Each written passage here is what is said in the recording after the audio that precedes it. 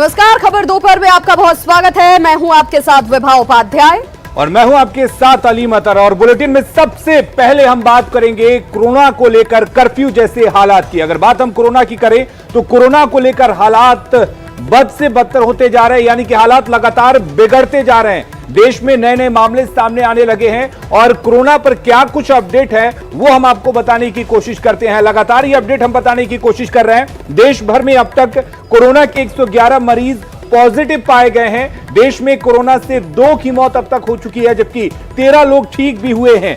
बिहार में अब तक 57 मरीज संदिग्ध पाए गए हैं, कोई पॉजिटिव नहीं मिला है। दुनिया भर में अब तक 6000 से ज्यादा लोगों की मौत हो चुकी है। चीन के बाद अब इटली के हालात सबसे ज्यादा खराब हैं। इसके अलावा इटली में कोरोना से एक दिन में 368 लोगों की मौत हो चुकी है। स्पेन में एक ही दिन में 105 लोगों की मौत हुई है। तो कुल अपडेट क्या है वो हम आपको बताने की कोशिश कर रहे हैं। कोरोना को लेकर बिहार विधानमंडल का सत्र छोटा कर दिया गया। आज सत्र के आखिरी दिन सभी विधेयक पास करा लिए जाएंगे। कार्रवाई 17 से 31 मार्च तक के लिए स्थगित कर दी गई है।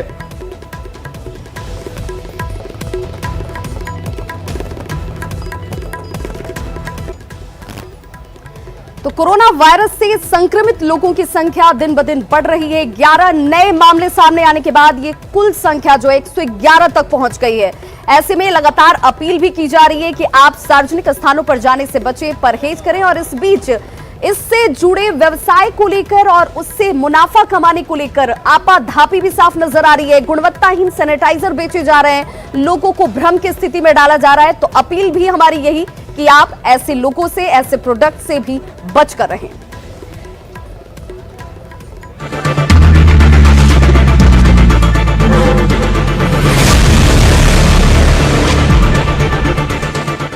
भारत के 13 राज्यों में कोरोना वायरस के पॉजिटिव मामले सामने आ चुके हैं।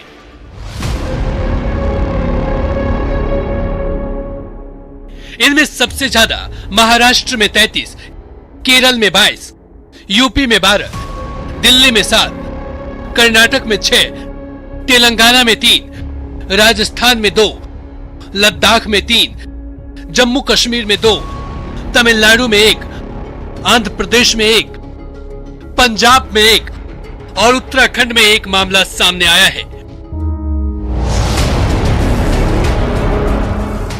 कोरोना के नए मामले सामने आने के बाद प्रशासन ने कई और सख्तियां लागू कर दी हैं। इसमें कई राज्यों के शैक्षणिक संस्थान बंद कर दिए गए हैं। सिनेमाघर, चिड़ियाघर और सार्वजनिक स्थलों को बंद किया गया है। गार्डन्स, मॉल्स, रेस्टोरेंट और होटल खाली पड़े हैं। राजौरी, किश्तवाड़ा और रामबन में धारा 144 लागू की गई। कर्नाटक को 1 हफ्ते के लिए शट डाउन किया गया। शिरडी साईं ट्रस्ट ने श्रद्धालुओं से मंदिर न आने की अपील की। भुवनेश्वर में मंदिर प्रशासन लोगों को जागरूक कर रहा है। वैष्णो देवी प्रबंधन ने विदेश से लौटे श्रद्धालुओं को दर्शन के लिए न आने की अपील की। दतिया में पीताम्बरा पीठ के दर्शनों पर रोक लगाई। तिरुमाला देवस्थानम में कतार में खड़े होने पर रोक लगी। स्वामीनारायण संप्रदाय ने दुनिया भर में अपने मंदिर बंद किए। अदालतों में बचाव उपायों के साथ सीमित शटडाउन किया गया। महाराष्ट्र में सबसे ज्यादा पुणे से मामले सामने आने के बाद प्रशासन ने एक वेबसाइट शुरू की है, जिसमें जिलेवार मरीजों के साथ कोरोना से जुड़े हर अपडेट मिल सकेगी। इसके अलावा सस्ते और गुणवत्ताहीन सैनिटाइजर के लिए भी प्रशासन सख्त बना हुआ है। पुणे में पुलिस ने ऐसे ही 2 लोगों को गिरफ्तार किया। लखनऊ में भी पुलिस ने कोरोना से बचने के लिए 11 रुपए में ताबीज बेच रहे अहमद सिद्दीकी के नाम के एक ढोंगी बाबा को गिरफ्तार किया।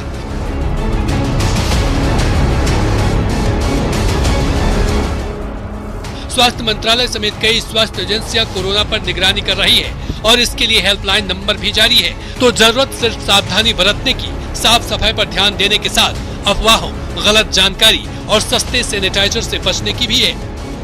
Bureau report, news 18 network.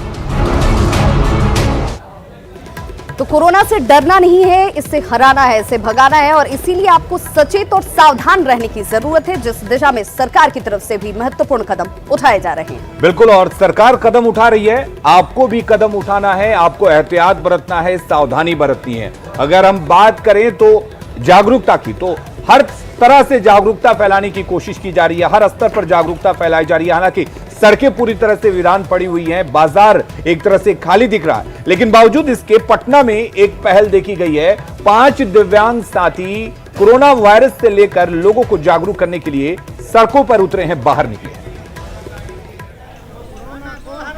बिल्कुल, एक तरफ जहां पूरे देश में कोरोना वायरस को लेकर दहशत है, वहीं देख सकते हैं कि दहशत को कम करने के लिए और लोगों को जागरूक करने के लिए 5 दिव्यांगों की टोली ने ठान लिया है कि अब कोरोना को हराना है और बिहार को बचाना है, देश को बचाना है। 5 दिव्यांगों की टोली स्लम बस्तियों में जाकर लोगों को जागरूक कर रहे हैं। ये दिव्यांग लोगों को बता रहे हैं कि कोरोना वायरस से कैसे दूर रहना है, कैसे दूसरे लोगों को भी इससे बचाना है। सुबह से शाम तक ये लोग घर घर जाकर लोगों को सैनिटाइजर से हाथ धोने, मास्क का इस्तेमाल, अफवाह से बचने के बारे में सीख दे रहे हैं। हाथ कैसा धोना है, वो हाथ धोने वाला होता है ना। देखिए, बहुत हद तक कारगर है। अभी आप देख रहे हैं महिलाओं लोगों को हम सब बता रहे हैं, खास करके बच्चों को और बड़े बड़े लोगों को बता रहे हैं और काफ़ी लोग जागरूक हो रहे हैं। विकलांग के सरकार को करना चाहिए, लेकिन ये लोग विकलांग होकर भी हम लोग के जनता को जानकारी दे रहे हैं, जनता को हिफाजत रखने के लिए कोशिश कर रहे हैं कि हम जहाँ तक हो सके हम कर सके। कोरोना को हराना है, बिहार को बचाना है के नारे के साथ ये दिव्यांग घर घर तक पहुंच रहे हैं। को हराना है, कोरोना को हराना है। आतंक की तरह जो है से दहशत में है और उससे बचने के लिए हम लोग रोज जो है से असलम बस्ती में निकलने की कोशिश कर रहे हैं, जहां तक संभव हो पाता है। हम लोग जो शरीर से सक्षम है, ये लोग समझा रहे हैं कि हमें साफ सफाई से रहना है और कोरोना वायरस को हराना है और हम लोग को बता रहे हैं कि आप लोग ध्यान से रहिएगा और साफ सफाई में ज़्यादा ध्यान देना है। इन्हें विश्वास है कि आखिरकार कोरोना हारेगा और देश जीतेगा। हम दिव्यांग हैं और हम चाहते हैं कि आपका जीवन सुरक्षित हो। दहशत और भय वायरस का निदान नहीं हो सकता है, बल्कि जागरूकता के माध्यम से ही वायरस से बचा जा सकता है। यही वजह है कि राजधानी पटना के 5 दिव्यांग रोज स्लम बस्तियों में निकलते हैं और लोगों को जागरूक करते हैं कि आखिर कोरोना वायरस से कैसे बचना है। न्यूज़ 18 भी इनके जज्बे को सलाम कर रहा है। कैमरामैन राहुल के साथ रजनीश कुमार, न्यूज़ 18 पटना। तो बिल्कुल किस तरीके से आप समझ सकते हैं, कोरोना वायरस से लड़ने के लिए ये 5 दिव्यांग जागरूक कर रहे हैं। बिल्कुल, इस बीमारी को अगर हराया जा सकता है तो जागरूकता से ही हराया जा सकता है, सावधानी से हराया जा सकता है और सावधानी लेने की जरूरत है आपको। बिल्कुल, और अलीम, ऐसे में कोरोना पर भारत के बताए रास्ते पर अब दुनिया चल पड़ी है। राजस्थान की इस खबर को आपको जरूर जानना चाहिए, जहां पर इस अस्पताल में 3 कोरोना वायरस से संक्रमित मरीज पहुंचे, लेकिन इन तीनों को यहां के डॉक्टरों ने स्वस्थ कर इनके घर भेजा है और विदेशी इनकी भूरी भूरी प्रशंसा भी कर रहे हैं और दुनिया को इससे सबक लेने की सीख भी दे रहे हैं। जिस वायरस ने दुनिया हिला दी,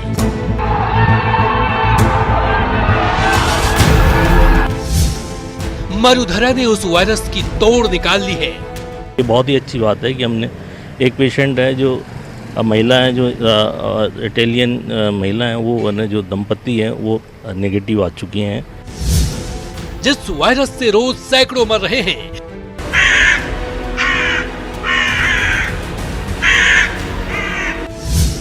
राजस्थान में उस पर 100% विजय मिली है। स्वाइन फ्लू की दवाई हैं और 2 अन्य जो HIV की जो ड्रग्स हैं वो और क्लोरोक्विन, ये तीनों ना दवाइयाँ और एंटीबायोटिक्स और भी दूसरे सिम्टोमेटिक ट्रीटमेंट देके उनको टोटली ने जो नेगेटिव ने जो कर दिया है। ये गुड न्यूज है न सिर्फ हिंदुस्तान के लिए बल्कि पूरी दुनिया के लिए, क्योंकि जिस वायरस से दुनिया भर में दहशत है उस कोरोना की काट भारत ने निकाल ली है। और ये चमत्कार हुआ है राजस्थान में। जयपुर के सवाई मान Singh medical college and hospital में कोरोना के जितने भी पॉजिटिव केस भर्ती हुए, अब सबकी रिपोर्ट निगेटिव है और उनमें से 3 डिस्चार्ज भी हो गए हैं। ऐसे में पूरी दुनिया में अब SMS medical college and hospital model पर कोरोना पीड़ितों के इलाज का सिलसिला शुरू हो चुका है। SMS medical college and hospital के सीनियर प्रोफेसर डॉक्टर पीएस पीपलीवाल कहते हैं, सालों की एक्सपीरियंस, एम्स के निर्देश, मेडिकल साइंस की किताबों और गूगल के जरिए उन्होंने जो कुछ सीखा है उसी से वो कोरोना पीड़ितों का इलाज कर रहे हैं। नॉलेज और आगे न जो गूगल सर्च से और दूसरे न जो एम्स की जो गाइडलाइंस हैं ये न जो गूगल से या सर्च आउट करके और किताबों में पढ़ के ये दवाइयाँ न जो चालू करी है उनका अच्छा रिजल्ट है। Sawai Mansingh medical college and hospital में कोरोना के मरीज ठीक जरूर हुए हैं, लेकिन अभी तक यहाँ के इलाज को ना तो पुख्ता माना गया है और ना इस मॉडल को अप्रूवल मिला है। लेकिन फिर भी दुनिया भर से राजस्थान घूमने आए लोगों का भरोसा मजबूत हुआ है कि राजस्थान में हैं तो फिर कोरोना वायरस से दहशत में आने की कोई जरूरत नहीं। ओम त्र्यंबकं यजामहे सुगंधि पुष्टिवर्धनम् उर्वारुकमिव बन्धनान् मृत्योर्मुक्षीयमामृतात्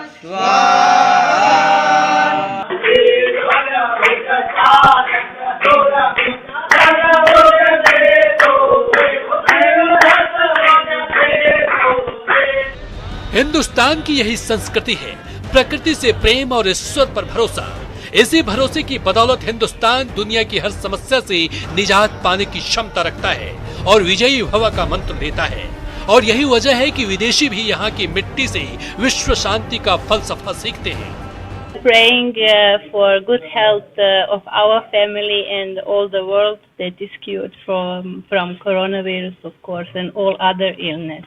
Good energy and good wealth, and to cure the coronavirus and to give strength to people in all the universe to fight the illness. Ajmer के साथ साथ इन दिनों पूरे राजस्थान और हिंदुस्तान में इसी तरह से विश्व शांति की कामना और कोरोना से मुक्ति के लिए प्रार्थनाओं का दौर चल रहा है। All of universe.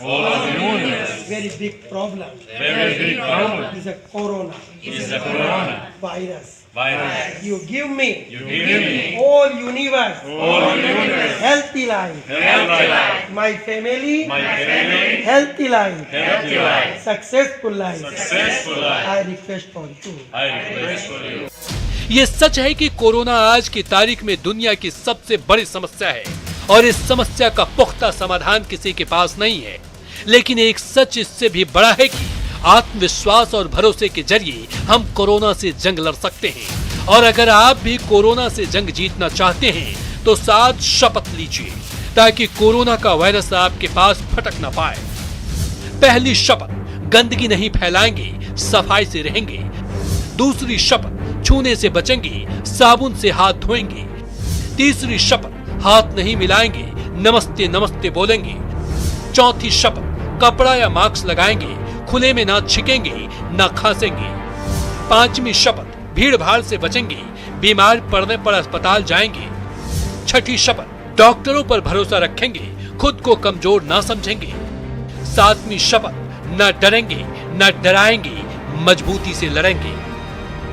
लड़कर ही जीत सकते हैं कोरोना से, क्योंकि जिसने कोरोना वायरस से पीड़ित होने के बाद लड़ने की हिम्मत दिखाई, आत्मविश्वास बनाए रखा, उसे फतह जरूर मिली। तभी तो अब तक पूरी दुनिया में कोरोना के 1,69,610 मरीजों में से 77,776 ठीक हो गए। भारत में भी कोरोना के 114 मरीजों में से 13 ठीक हुए हैं और कोई सीरियस नहीं है। चीन में भी कोरोना के 80,860 मरीजों में से 67,758 मरीज ठीक हो गए हैं। कोरोना वायरस बेहद घातक जरूर है, लेकिन इसमें ऐसा कुछ भी नहीं कि इसे हराया ना जा सके। बस भरोसा रखिए, साफ सफाई से रहिए और इंतजार कीजिए उस वक्त का जब तक कि इस वायरस का तोड़ निकालने में लगे दुनिया भर के डॉक्टरों और साइंटिस्टों को इसमें कामयाबी न मिल जाए। Bureau report, news 18 network. तो पूरी दुनिया में अब तक तकरीबन 6,000 से ज्यादा लोगों की मौत इस कोरोना वायरस की वजह से हो चुकी है। लेकिन इस बीच भारत की तरफ से जो रास्ते और सुझाव दिए जा रहे हैं उसकी प्रशंसा दुनिया भर में की जा रही है, क्योंकि कई आंकड़े ऐसे भी हैं जिसमें ये मरीज ठीक हुए हैं। योग, शोध और साधना, इन सब का सम्मिश्रण भारत इस वक्त दुनिया को दे रहा है। बिल्कुल, और राजस्थान में इसकी एक मिसाल जो है वो पेश की गई है। इसके अलावा अगर हम बात करें तो गोरखपुर के सांसद और भोजपुरी फिल्म एक्टर रवि किशन ने कोरोना वायरस को लेकर चिंता जताई है। साथ ही उन्होंने लोगों से जागरूक रहने की अपील भी की है। पूरी फिल्म एक बहुत अच्छी चल रही थी। अभी कल वहां पे बिहार में हम थे, वहां पे इंडस्ट्री बंद हो गई, वो थिएटर्स बंद हो गए, वो फिल्म भी डैमेज हो गई। तो it's a big loss, very big loss to film fraternity. हम लोगों को भी है, देश को भी है, लेकिन फिलहाल हम लोग को इसको साथ में जुट के कोरोना वायरस से लड़ना है, इसको मात देनी है सफाई से, क्लैरिटी से, और सब पूरा अगर देश साथ देगा। मैं खासकर जितने गांव देहात झुग्गी झोपड़ी में रहते हैं, मैं उन लोगों से हाथ जोड़कर निवेदन करता हूं कि हाथ जोड़ के चलें। जरा भी मैं कुछ खबरें आ रही कि अरे क्या होगा हमको, हम तो प्याज खाते हैं, हम लहसुन खाते हैं, अरे हम लोग तो फाइटर हैं, अरे नहीं हम लोग तो जाएंगे। प्लीज हाथ जोड़ के, ये साइंस है, विज्ञान है, डॉक्टर्स हैं, मेडिकेशंस हैं, इसको आप मजाक में ना लें। बिल्कुल, तो इससे बचने की एक ही कोशिश की जा सकती है और बचाव वो हो सकता है कि आप इसको लेकर सावधानी बरतें। जो डॉक्टर्स आपको सलाह दे रहे हैं उन सलाह को आप माने। इसके अलावा डॉक्टर्स और सरकार अपने स्तर पर काम कर रही है, लेकिन जरूरत आपको भी है सावधानी बरतनी। खबरें लगातार जारी है, बन रही है हमारे साथ। इसका अमानवीय चेहरा एक बार फिर से सबके सामने है। चेरो थानाध्यक्ष पर यह आरोप है कि उन्होंने ग्रामीण को पहले थाने बुलाया और उसके बाद उसकी जमकर पिटाई कर दी। इस पिटाई के दौरान यह शख्स इस कदर जख्मी हुआ कि इसके शरीर पर पड़े निशान सब कुछ साफ साफ कह रहे हैं। बताते चलें कि इसका अपने पड़ोसी के साथ छज्जा निर्माण को लेकर कुछ विवाद था, जिसके बाद चेरो थानाध्यक्ष पवन कुमार ने इस शख्स को थाने बुलाया, इसकी पिटाई की गई। शरीर पर पड़े जख्म के निशान ये बताने के लिए काफी हैं कि संतोष को बेरहमी से पीटा गया। आरोप है कि मारपीट करने के बाद थानाध्यक्ष ने पीड़ित के हस्ताक्षर भी सादे कागज पर ले लिए। डीएसपी की रिपोर्ट में इन आरोपों की पुष्टि भी हो चुकी है, जिसकी रिपोर्ट अब वरिष्ठ अधिकारियों को सौंप दी गई है। लेकिन सवाल ये बना हुआ है कि आखिरकार थानाध्यक्ष पर कार्रवाई कब होगी। आंटी पार्टी बैठे हुए थे, गाड़ी को पूरा पानी छीट करके मारे थे, बेहोश करके, अच्छा लोटा करके। अब मेरे मामा है कि इसको काली से कर रहे हैं, तो उनको भी मारा 10-20 लाठी। और इधर आज संसद में लोकसभा में राहुल गांधी ने एक मुद्दा उठाया और मुद्दा था 50 विलफुल डिफॉल्टर्स बैंकों का। उन्होंने कहा कि सरकार ने अब तक उन 50 विलफुल बैंकर्स का लिस्ट जो है वो नहीं सौंपा है। वहीं इसका जवाब अनुराग ठाकुर की तरफ से दिया गया। अनुराग ठाकुर ने कांग्रेस पर पलटवार करते हुए कहा कि ज्यादातर इसमें जो लोन दिए गए हैं वो यूपीए की सरकार में दिए गए। प्रधानमंत्री जी कहते हैं कि जिन लोगों ने हिंदुस्तान के बैंकों से चोरी की है उनको मैं पकड़ कर वापस लाऊंगा। तो मैंने प्रधानमंत्री जी की सरकार से उनके नाम पूछे, 50 नाम पूछे और वो जवाब नहीं मिला। तो मेरा पहला सवाल यह है कि उनके 50 नाम क्या हैं। मुझे कुछ लोग सदन में आवाज मारकर कह रहे हैं कि जरा पोर्ट्रेट और पेंटिंग की बात करो। मैं राजनीतिक रूप नहीं देना चाहता कि पेंटिंग किसने बेची, किसको बेची।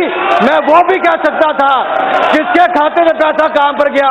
हम लोग इसको राजनीति नहीं कर रहे सर, लेकिन एक वरिष्ठ सदस्य के द्वारा पूरे भारतीय बैंकिंग व्यवस्था के ऊपर प्रश्न खड़ा करना यह दिखाता है कि उनकी नासमझी कितनी है। तो खबरों का सिलसिला लगातार जारी, आप देखते रहिए न्यूज़ 18 बिहार झारखंड।